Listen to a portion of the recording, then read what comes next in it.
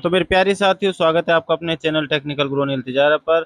आज हम बात करेंगे राजस्थान के सीईटी के जो फॉर्म निकले हुए हैं इनके बारे में। सीईटी के फॉर्म आप किस प्रकार भर सकते हैं, इसके फॉर्म कब से स्टार्ट होकर कब तक चलने वाले हैं, सभी चीज़ें मैं आपको बताने वाला हूं।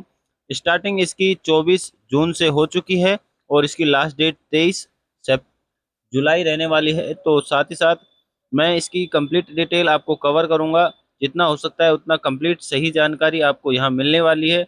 तो अगर कोई भाई नया है हमारे चैनल पर तो वो हमारे चैनल को एक बार सब्सक्राइब कर बेल आइकन घंटे को जरूर दबा ले। तो वीडियो करता हूँ स्टार्ट। साथियों, यहाँ पर आप देख सकते हैं सीईटी 12th लेवल का एक प्रमाण पत्र होता है जो अभी अपने जो राजस्थान सरकार है इसने लागू किया हुआ है।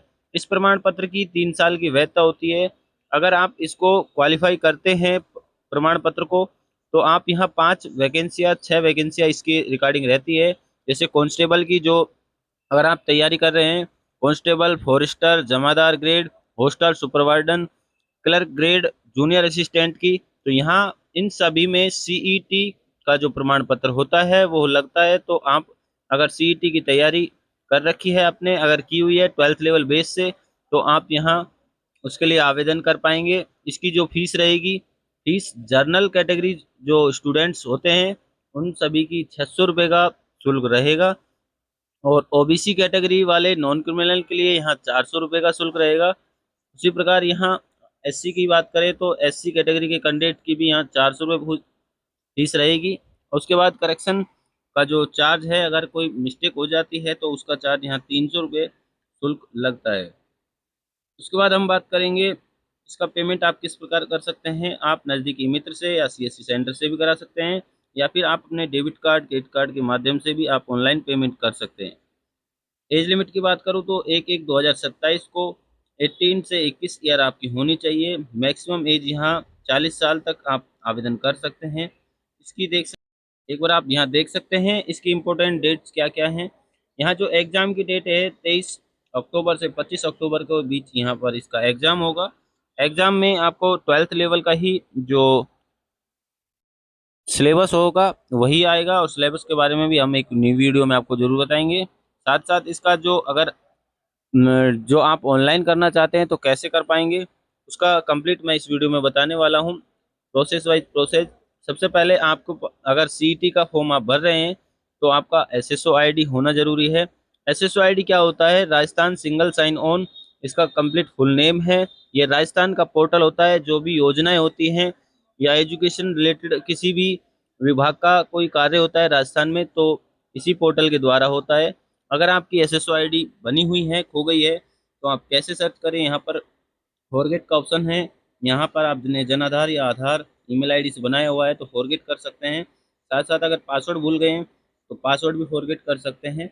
यहाँ पर आपको जन आधार आधार या ईमेल आईडी से जिससे भी आपने क्रिएट किया हुआ है या बनाया हुआ है अपना आईडी, तो उसके जरिए आप यहाँ पर वो डॉक्यूमेंट लगाकर अपने जो पासवर्ड हैं वो फॉरगेट कर सकते हैं।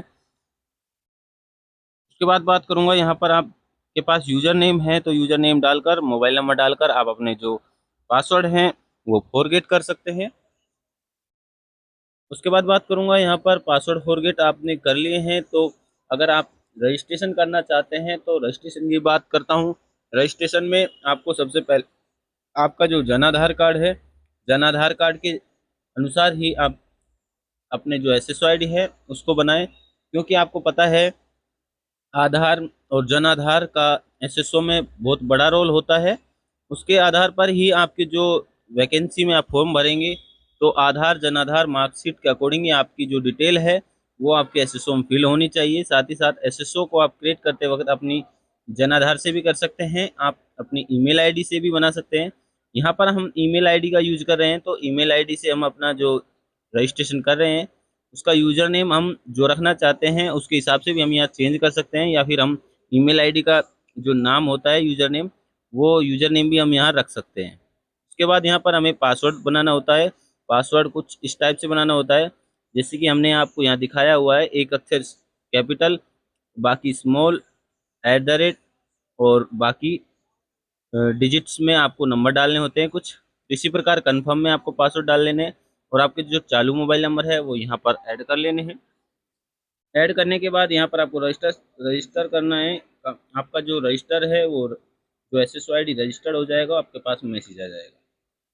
मैसेज आने के बाद यहाँ पर आप अपने आईडी को लॉगिन कर लेंगे सिंपली कुछ इस तरीके से। यहाँ पर आईडी पासवर्ड हमने डाला और यहाँ पर हमने इसको लॉगिन कर लिया। इस तरीके से आपकी प्रोफाइल खुलेगी। यहाँ पर आपको अपनी डिटेल अपडेट कर लेनी है। नाम देख लेना है जो आपकी ईमेल के अनुसार आया है, सही आया है या नहीं। डिस्प्ले में क्या नाम रखना चाहते हैं, डेट ऑफ बर्थ आपकी क्या रहेगी वो आपकी 10th की मार्कशीट के अकॉर्डिंग आप यहाँ डाल लें। आपकी मेल फीमेल कैटेगरी इसको चुन लें। यहाँ पर आपने मोबाइल नंबर को डाल के OTP डालें। यहाँ पर अपनी कैटेगरी चुने। यहाँ मोबाइल नंबर आपको ऐड करना है, जो बाहर दिए थे वो ऐड नहीं हो पाए थे। यहाँ से आपको मोबाइल नंबर डाल के OTP डालना है और इसको ऐड कर लेना है। ऐड करने के बाद यहाँ अपनी ईमेल आईडी से जुड़ी गई है जिससे आपने बनाया है। आपकी जो स्टेट है, सिटी है, वो सभी चीज़ आपको यहाँ अपडेट कर लेने हैं। अपडेट करने के बाद आपको यहाँ पर नीचे जो अपडेट का ऑप्शन दिखाई दे रहा है उसको यहाँ पर क्लिक करेंगे और अपनी जो डिटेल है, हमने जो डिटेल सेव की है उस डिटेल को यहाँ अपडेट कर लेना है।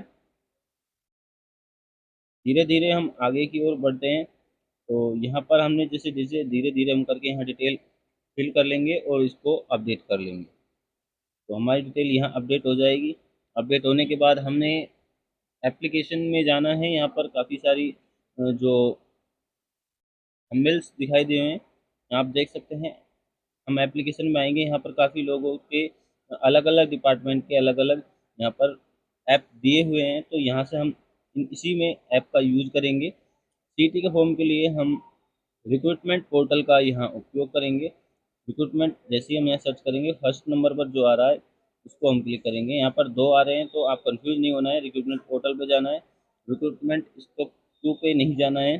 और उसके बाद यहाँ पर इस रिक्रूटमेंट पोर्टल पे हम कुछ इस तरीके से खोल लेंगे। तो यहाँ पर आपसे 1 टाइम रजिस्ट्रेशन कराएगा। OTR की जो प्रोसेस होगी वो कंप्लीट करनी पड़ेगी आपको। यहाँ प्रोसेस में इस तरीके से आप OTR पर क्लिक करेंगे। यहाँ पर आपकी जो डिटेल होगी वो डिटेल भरनी होगी, आपको रजिस्टर करना होगा। बेसिक सी आपको यहाँ राजस्थान से अगर एम्प्लॉय हैं तो यहाँ यस कर लें, नहीं तो नो करें। सबसे पहले आपको यहाँ KYC करनी पड़ेगी। KYC के लिए आप आधार से भी कर सकते हैं और अपने जन आधार कार्ड के से भी कर सकते हैं। यहाँ पर हम आधार से भी कर सकते हैं और दोनों का ऑप्शन होता है यहाँ पर। तो आप कोई KYC किस से करना पसंद करेंगे तो वो आपके ऊपर डिपेंड करता है। यहाँ जन आधार आधार दोनों ऑप्शन दिए हुए हैं। तो यहाँ पर हम आधार से कर लेते हैं, आधार नंबर डाल के और यहाँ पर वेरीफाई कर लेंगे। यहाँ पर हमारी जो डिटेल होगी नाम, फादर नेम और ये डिटेल आ जाएगी। तो आपसे ये परमिशन मांगेगा तो इसको टिक करके आगे बढ़े। आगे बढ़ने के बाद आपका जो OTP है वो OTP आ जाएगा। OTP आने के बाद यहाँ से आपको इसको वेरीफाई कर लेना है। अगर आप नीचे क्लिक करते हैं तो TOTP का ऑप्शन भी देता है। अगर आप मोबाइल में ऐप यूज करते हैं आधार का तो वहाँ से भी आप TOTP का इस्तेमाल करके अपना जो वेरीफाई कर सकते हैं। अन्यथा आप OTP ले सकते हैं डायरेक्ट अपने आधार का। तो OTP भेजकर आप इसको कंफर्म कर सकते हैं। कंफर्म करने के बाद आप आगे बढ़ेंगे। आगे बढ़ेंगे तो आपकी जो कुछ डिटेल्स हैं वो कुछ इस तरीके से OTP जाएगा। OTP आपका जो मोबाइल में आएगा वो यहाँ पर आपको वेरीफाई कर लेना है। OTP वेरीफाई करने के बाद हम आगे बढ़ेंगे।